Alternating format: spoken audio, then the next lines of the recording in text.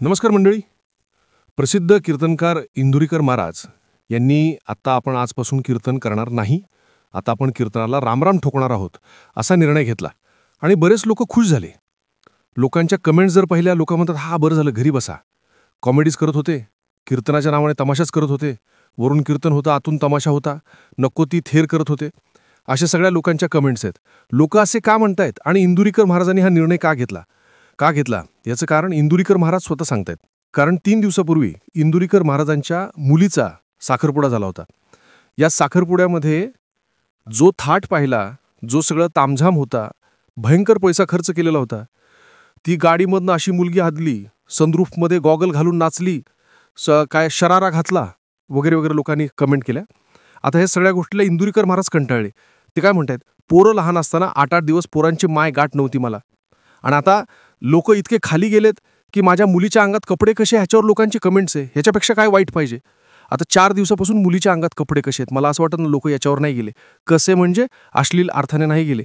जसं इंदुरीकर महाराज स्वतःच सांगायचे की काय बाबा, आजकालच्या पोरींना शरारा लागतो, फरारा लागतो, काय काय ठेरा असतात, गॉगल्स लावायचं असतो, गालाला लालीच लावायची असते, लिपस्टिक लावायचं असतं, काजळ लावायचं असतं. हे सगळं इंदुरीकर महाराजांनी ह्याच्या आधी त्यांच्या कीर्तनामध्ये सांगितलेलं आहे.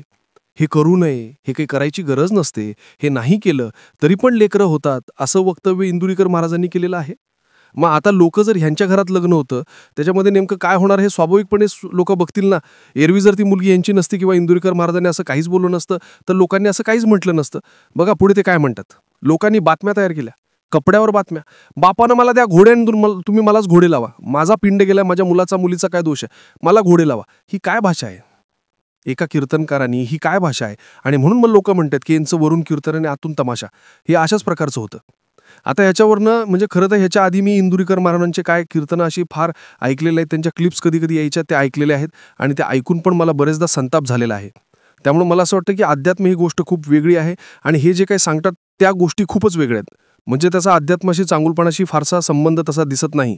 आता इंदुरीकर महाराज एरवी लोकांना कीर्तनामध्ये गेल्यानंतर इंदुरीकर महाराज हे सांगत असतात की लग्नामध्ये खूप खर्च करू नका, तो पैसा वाचवा, समाज उपयोगी कामासाठी लावा.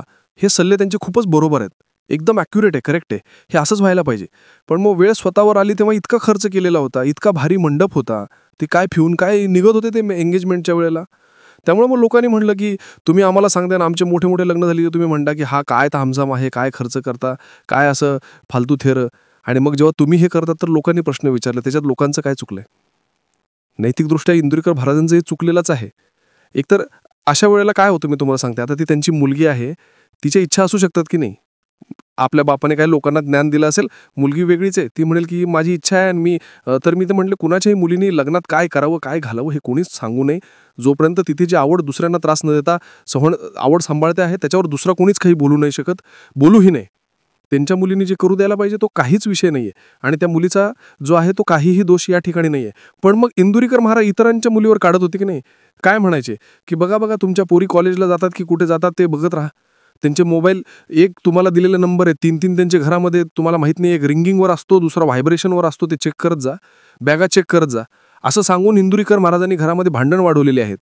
म्हणजे जे पॅरेंट्स, जे पालक आपल्या मुलांवर त्यांचा खूप विश्वास होता, ते फार प्रेमाने वागवत होते, त्यांना ते ऐकून असं वाटायला लागलं की हा शक करायला पाहिजे, नेहमी संशयाच्या नजरेने आपल्या लेकराला बघायला पाहिजे, नेहमी आलं की त्याची बॅग चेक कर, हे कर ते कर. त्याचा किती परिणाम होतो मुलांच्या याच्यावर यांना माहीत नाहीये.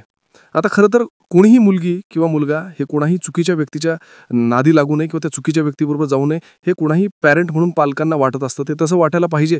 पण त्याच्यावर उपाय हा नसतो की त्यांची झाडझडतीच घ्या, त्यांना प्रश्नच विचारा, त्यांना क्रॉसच करत राहा सतत. त्याच्यासाठी खरं तर इंदुरीकर महाराजांनी हे सांगायला पाहिजे होतं की पालकांनी एकमेकांमध्ये कसा विश्वास वाढवायला पाहिजे, मुलांसोबत मोकळेपणाने बोलायला पाहिजे. इतकं छान तुमचं नातं असू द्या की मुलं विश्वासाने तुम्हाला सगळ्या गोष्टी सांगतील, विश्वासाने ते तुम्हाला शेअर करतील, कधी काही नैराश्य आलं तर तेही शेअर करतील, असं बोलायला पाहिजे ना. पण त्यांच्या बोलण्यात काय अत्यंत, म्हणजे हेच हे आता जी तुम्हाला क्लिप दाखवली, ते त्याच क्लिपमध्ये तुम्ही 2 मिनिटं आधी जर बघितलं ना, तर ते म्हणतात रामानं सीतेला टाकून दिली होती. अरे, सीता मातेबद्दल तुम्ही असा घाणारडा शब्द वापरता, तिला टाकून दिली होती. आणि आजकालच्या पोरी त्यांना कोण टाकून देणार आहात, त्या स्वतःच म्हणतात. अरे, तुम्ही कीर्तनकार आहात की कोण आहात, टाकून दिली अशी भाषा वापरतात. त्या सीतेने काय केलं होतं की तुम्ही त्यांच्यासाठी असा शब्द वापरतात. आता ह्याच्यावर कोणी प्रश्न विचारणार नाही. हे अशाच प्रकारचे म्हणजे त्यांची तुम्ही काढले ना सगळे कीर्तनं, तर त्याच्यामध्ये ज्यांनी लोक हसतील, लोक ह्या करतील, लोक टाळ्या वाजवतील, अशाच प्रकारचे वाक्य भरलेले असतात. आणि ते असं समोर येऊन येऊन ते करत असतात. अर्थात ती त्यांची सवय लकाबक असू शकते. आणि ह्या सगळ्या गोष्टी काय त्यांनी फुकट केलेल्या नाहीत. ते स्वतः सांगतात, माझ्याकडे कोणत्या गाड्या, कोणतं घर आणि कोणतं काय आहे, तर लोकांनी त्यांना भरपूर पैसे दिलेले. त्यामुळे त्यांनी लग्नामध्ये भरपूर खर्च केला, काहीही हरकत नाही. यावेळी इंदुरीकर महाराजांनी प्रांजळपणे असं म्हणायला पाहिजे होतं, की हा झालं, माझ्या मुलीची इच्छा होती म्हणून मी केलं. बाप म्हणून तुम्हाला ते चुकीचं वाटत असेल तर हा खरंच चुकलं, मला या ठिकाणी माझ्या मुलीला थांबवता नाही आलं, अशी कबुली दिली असती, खरंच मानलं असतं की हा हे मानवी आहे. असं होणं, आपल्या घरातल्या लोकांनी तसं वागणं हे खरंच मानवी आहे. पण महाराजांनी अशी कबुली नाही दिली. आणि म्हणून मग लोक म्हणतात की तुम्ही उलट लोकांना ना दोष देताय की हे कॅमेरावाल्यांनी मला सुधरू नाही दिलं आजपर्यंत, त्याच कॅमेरावाल्यांनी तुम्हाला मोठं केलंय साहेब, तुम्हाला महाराष्ट्रापर्यंत पोहोचवलंय. खरं तर तुकाराम महाराजांचे बऱ्याच गोष्टी मी वाचलेल्या, संत साहित्याचं बरंच साहित्य वाचलेलं आहे. त्यामुळं मी दावा नाही करत आहे की मला सगळं कळलं, पण त्याच्यामधनं हे अशा प्रकारचं थेर भेर ही जी भाषा आहे, हे असं नाही दिसत. आणि हे नसावं. पॉप्युलर गोष्टी ज्या आहेत त्या करायला नाही पाहिजे. आणि त्यामुळे मग लोकांनी म्हणलं की हां, यांच्या मुलीने मेकअप केला, लिपस्टिक लावलं, हे केलं, ते केलं. कारण की तुम्ही जे सांगत होता तेच तुमच्यावर उलटलेलं आहे. लोकांना हे बघायचं होतं की तुम्ही कसं करता. आता ह्याच्यावरून एक्सप्लेनेशन देताना पुढे इंदुरीकर महाराज म्हणतात की माझ्या मुलीच्या एंगेजमेंटला भारतीय बैठक होती, आलेल्या बायका ह्या महाराष्ट्रीयन ह्या मी करून आलेल्या होता, सगळं महाराष्ट्रीयन होतं, वाढपी तिथे वारकरी वेशामधले होते. साहेब, प्रश्न हा नाहीये की वाढणारे हे वारकरी वेशात होते की नाही. प्रश्न हा आहे की तुम्ही म्हणताना एवढा मोठा मेनू काय गरजेचा आहे. आमटी भात पोळी झालं, एक लापशी गोड पदार्थ म्हणून, असं तुमच्या मुलीच्या लग्नात दिसलं का? म्हणून लोकांनी चर्चा केली. वाढपीचे असतील ना, वारकरी वेशात असतील, नाही तर अजून कोणत्या साधू संतांचे वेशात असतील. वेशात काय, वरच्या कपड्यावर काय भुलची वरली आला रंगा.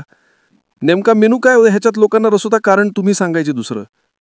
मुलं, ते आलेले लोक हे भारतीय बैठकीत खाली बसलेले होते की खुर्चीवर होते की त्यांना अजून कोणत्या ह्यातनं बसवलेलं होतं, हा मुद्दाच नाहीये. मुद्दा हा आहे की तुम्ही जे म्हणता साधी लग्न करा, तामझाम नको, मुद्दा हाच आहे की हे मग तुमच्या ह्याच्यामध्ये दिसलं. आता त्या मुलीचं खरंच मला नाव माहीत नाही, मला तिचं नाव घ्यायचं नाही, आणि आपल्याला तिचं बिचारीचं भलं भाऊ, तिला शुभेच्छाच आहेत, माझ्या मनापासून शुभेच्छा आहे. आणि माझं असं म्हणणं नाही की तिने लग्नात खर्च करू नये. तिला जर वाटत असेल, तिचे वडील करू शकत असतील, तर तिला जे वाटतं ते तिने करावं. पण इथून पुढे इंदुरीकर महाराजांनी असं तरी कबूल करावं की हा झालं, माझ्या मुलीची इच्छा होती म्हणून मी केलं.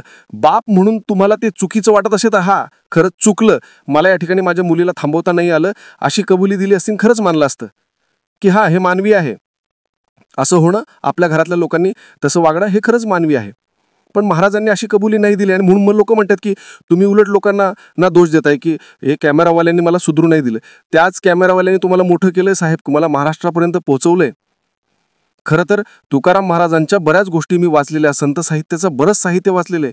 त्यामुळं मी दावा नाही करत आहे की मला सगळं कळलं, पण त्याच्यामधनं हे अशा प्रकारचे थेर भेर ही जी भाषा आहे, हे असं नाही दिसत. आणि हे नसावं. पॉप्युलर गोष्टी ज्या आहेत त्या करायला नाही पाहिजे. आणि त्यामुळे मग लोकांनी म्हणलं की हां, यांच्या मुलीने मेकअप केला, लिपस्टिक लावलं, हे केलं, ते केलं, कारण की तुम्ही जे सांगत होता तेच तुमच्यावर उलटलेलं. लोकांना हे बघायचं होतं की तुम्ही कसं करता. आता ह्याच्यावर एक्सप्लेनेशन देताना पुढे इंदुरीकर महाराज म्हणतात की माझ्या मुलीच्या एंगेजमेंटला भारतीय बैठक होती, आलेल्या बायका ह्या महाराष्ट्रीयन हे करून आलेल्या होत्या, सगळं महाराष्ट्रीयन होतं, वाढपी तिथे वारकरी वेशामधले होते. साहेब, प्रश्न हा नाही की वाढणारे वारकरी वेशात होते की नाही.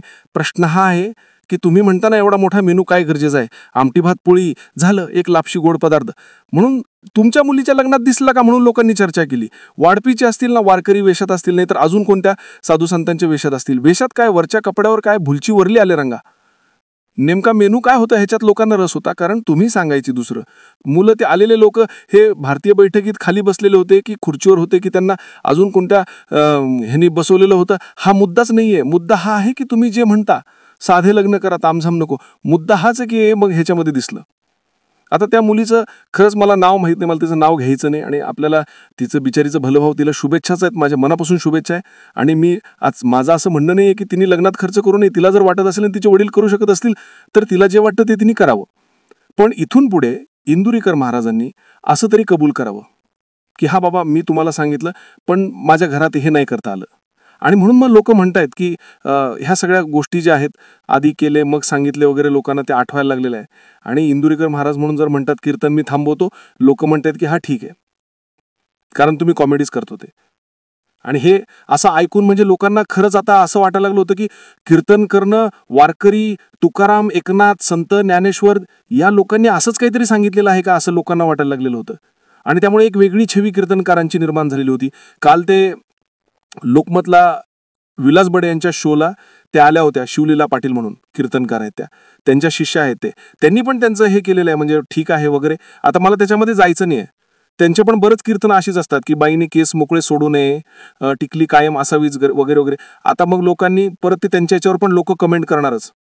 मुद्दा हा आहे की हे सगळं जरी झालं तरी महाराष्ट्राला आहेत, आजही आहेत असे श्यामसुंदर महाराज आहेत, इतर अनेक महाराज आहेत की ज्यांनी खरोखर पॉप्युलर म्हणजे लोक हसतील ह्याच्याकडे न बघता खऱ्या अर्थानं प्रबोधन होईल. या देशामध्ये जाती व्यवस्था जी आहे, जातपात लोक मांडणार नाहीत, सगळ्यांना एकसारखं ट्रीट करतील, त्याच्यानंतर भेदभाव मांडणार नाही.